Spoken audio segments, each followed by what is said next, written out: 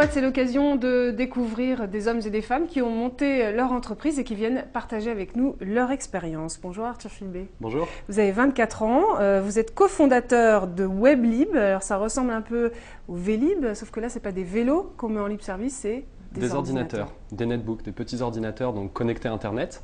Et c'est un service qu'on vend aux professionnels, les hôtels, les cafés, les aéroports. On peut l'imaginer partout, ce service.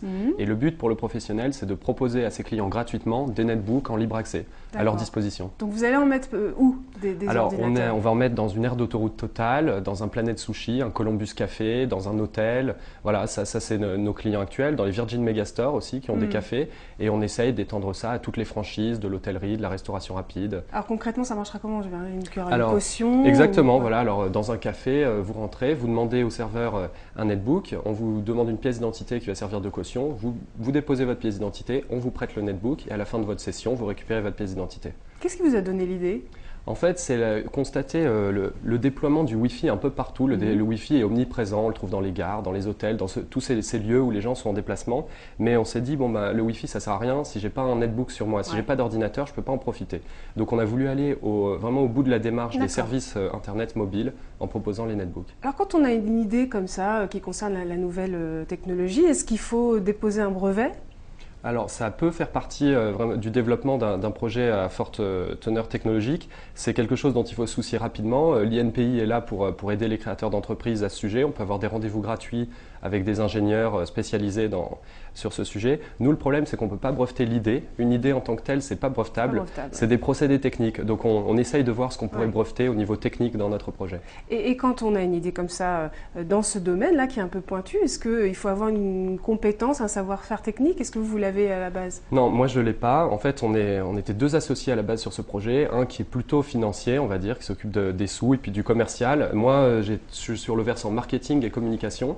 Et on a dû rapidement faire rentrer une troisième personne sur ce projet qui était donc technologique, un ingénieur. Parce que c'est important pour la crédibilité d'un projet, pour sa vision à long terme, d'avoir un ingénieur qui puisse tenir toute la partie technique. Et vos objectifs de développement, c'est quoi? Dans 5 ans, vous voyez où, par exemple? On se voit très loin, on se voit à la fois loin leader géographiquement. Du marché. On se voit leader du marché parce qu'on est les premiers, on a inventé ce service et on est même les premiers au monde. WebLib, c'est la première entreprise au monde qui fournit ce service. Et alors on se voit à l'international déjà, on a envie d'assez rapidement de se développer dans les pays anglo-saxons, notamment à Londres. Et puis on se voit présent dans des grands groupes hôteliers, de restauration. Et on imagine que WebLib, c'est vraiment le service mobile du futur. L'international, justement, c'est une constante dans votre parcours. Je crois que vous avez beaucoup vécu à l'étranger. Qu'est-ce que ça change? Est-ce que ça donne plus d'audace? Sans doute un peu. Notamment, c'est vrai que le fait d'entreprendre, parfois on dit c'est plus facile dans certains pays que dans d'autres. Je sais pas, mais moi j'étais en contact, j'ai passé un an à Londres et c'est vrai que j'étais en contact avec des gens qui avaient vraiment cet esprit frondeur d'entreprendre quoi qu'il arrive et quoi qu'en pensent les gens autour d'eux. Donc ça m'a motivé, mais je constate qu'en France, de plus en plus, les initiatives d'entrepreneuriat sont soutenues et encouragées et ça c'est vraiment une bonne nouvelle. D'accord. Vous avez été soutenu par qui? Vous avez trouvé les financements facilement? Alors facilement, j'irai pas jusque-là. Souvent, on commence avec l'aide de ses proches, ce qu'on appelle le love money souvent. Love money. Voilà. Donc l'argent de l'amour. Après, rapidement, faut aller voir des banquiers d'abord, ensuite des investisseurs. C'est moins l'amour. C'est moins l'amour, mais bon, ça fonctionne sur la confiance. Donc, faut avoir un projet qu'on connaît par cœur. Faut savoir le défendre, savoir répondre à toutes les questions. Vous avez emprunté ou vous avez trouvé des investisseurs?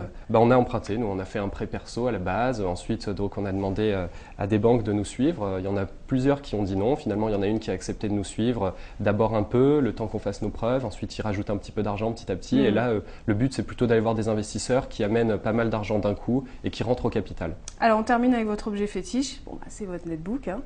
Voilà, normal. Donc, c'est l'ordinateur WebLib, le netbook qui va être mis à disposition donc, de nos utilisateurs finaux dans les cafés, dans les hôtels où on trouve le service. Et c'est une interface qui est simplifiée, qui est sécurisée, qui nous permet aussi de récupérer des informations sur les gens qui utilisent le netbook, avec leur autorisation bien sûr. Donc c'est un outil interactif, vous pouvez aller sur Internet, vous avez des applications de traitement de texte et autres.